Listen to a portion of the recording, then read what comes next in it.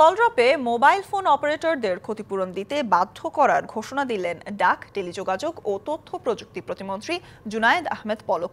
সকালে রাজধানীর আগারগাঁওয়ে বিটিআরসি ভবনে অপারেটরদের সাথে এক বৈঠক শেষে সংশ্লিষ্টদের এ বিষয়ে কঠোর হওয়ার নির্দেশনা দেন তিনি।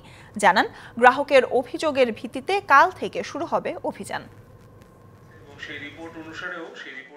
মোবাইলে কলড্রপের অভিযোগ অনেক গ্রাহকের। কলড্রপের হার কমিয়ে আনার লক্ষ্যে রবিবার মোবাইল অপারেটরদের সেবার মান সংক্রান্ত বিষয়ে বৈঠকের আয়োজন করে বাংলাদেশ টেলিযোগাযোগ নিয়ন্ত্রণ কমিশন বিটিআরসি।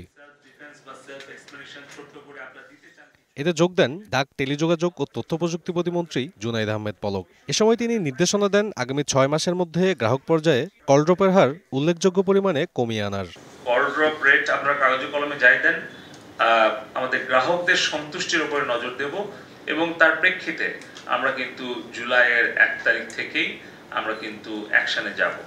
আমরা শহর বা গ্রাম যেখানেই হোক, আমরা মিডিয়া যেগুলোই নিউজ পাবো সেগুলো আমরা আসলে কনসিডারেশনে নেব।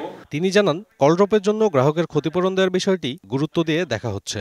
গ্রাহকদের সেবা নিশ্চিত করার জন্য কলড্রপ হলে তাদের যে প্রতিশ্রুতি ছিল যে এটা আসলে কলড্রপের জন্য যেটা ক্ষতিপূরণ প্রদান করার কথা, সেটা যাতে আর কি করা হয় এবং সর্বোচ্চ ক্ষতিপূরণটাই আমরা গ্রাহককে দেওয়ার চেষ্টা করব, যাতে মোবাইল নেটওয়ার্ক অপারেটরগুলো একটা চাপে থাকে। এ সময় মোবাইল অপারেটররা কলড্রপে গ্রাহকদের ক্ষতিপূরণে সরকারের পলিসি পরিবর্তনের দাবি জানান। আমরা কেন একটা ছোট্ট কমিটি করে দেই না এবং প্রতি উইকে আমরা এটা কেন অ্যাকাউন্টেবল না আপনার কাছে? নগদের কাছে সব গ্রাহকই প্রিয়, তাই তো সারা দেশে ক্যাশ আউট চার্জ সবচেয়ে কম। কয়টা প্রবলেম সলভ করতে পারলাম? যদি 200টা সাইট ঢাকা শহরে হয়, কাস্টমারদের কাছে আমরা আপনার কাছে দায়বদ্ধ, কিন্তু কাস্টমারদের কাছে রেগুলেটরি এন্ড সাবস্ক্রাইবার অপারেটর দুইজন একসাথে দায়বদ্ধ।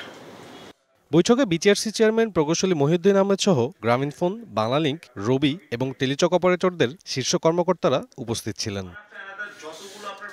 সাব্বির রোজ, ডিবিসি নিউজ, ঢাকা।